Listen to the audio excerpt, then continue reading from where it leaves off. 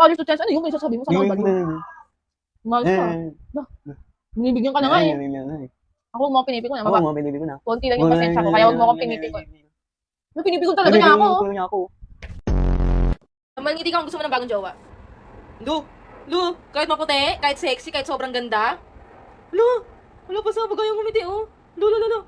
Buti naman, subukan mo lang. Kainis. Nakainis, doon ka nga ako. Gwapo ako. Sumban daw, huwag mo itago. Uy, bigabilang ako sa'yo ah. Ako hindi ako nagtigil sa'yo, umalis ka dito. Pipil kong tao. Nai-stress nga ako, hindi mo wala yung stress ko.